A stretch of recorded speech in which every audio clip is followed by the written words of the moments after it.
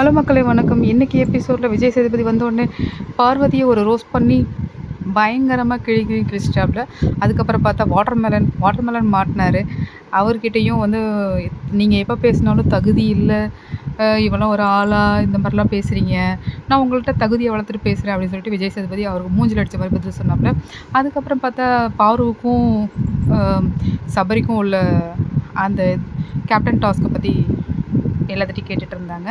Captain டாஸ்கில் கனி வந்து சபரிக்கு சாதகமாக முடிவெடுத்ததா அதில் சொல்லிகிட்ருக்காங்க. ஏன்னாக்க பார்வை பிடிச்சி தள்ளுனது அப்படின்னு சொல்லிட்டு காலை வச்சு மிதித்தது, தள்ளுனது இதெல்லாம் கொண்டு வந்தார். கண்ணில் அடித்ததெல்லாம் சொல்லலை, அது வந்து எதார்த்தமாக பட்டது.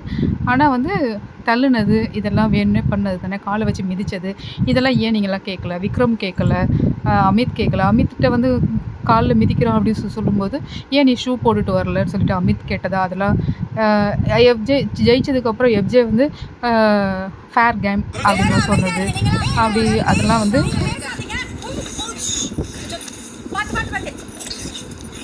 இதெல்லாம் கேட்டாங்க. அதுக்கப்புறம் வந்து இந்த வீடியோவை குறும்படமாக போட்டு காமிச்சாங்க. இப்படி தள்ளும்போது நீங்கள் ஏன் அதை கேட்கல அப்படின்னு சொல்லிட்டு விவரிச்சாங்க.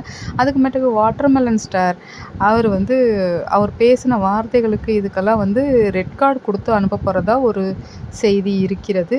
அது எந்தளவுக்கு உண்மைன்னு எனக்கு தெரியல.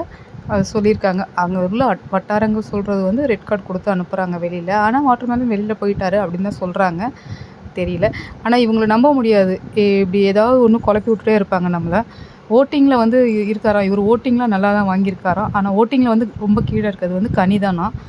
ஆனால் இவருக்கு நல்லா ஓட்டிங் வந்திருக்கு. ஆனால் வந்து இவர் பேசுகிற வார்த்தைகள் இதெல்லாம் சரியில்லை, அதுக்காக வந்து ரெட் கார்டு கொடுத்து அனுப்புகிறதா அப்படின்னு சொல்கிறாங்க. அது எந்த அளவுக்கு உண்மை என்னன்னு தெரியல. அதிகாரப்பூர்வமாக சொல்கிறாங்க, ஆனால் தெரியல. அப்புறம் வந்து கேப்டன் டாஸ்க்கெலாம் எப்படி விளையாண்டாங்க, கேப்டனாக இருக்கும்போது என்னென்ன பண்ணாங்க அப்படின்னு சொல்லிட்டு எல்லாத்தையும் ஓவராலாக எல்லாத்தையும் விசாரிச்சுட்டு நாளைக்கு பேசிக்கலாம் அப்படின்னு கிளம்பி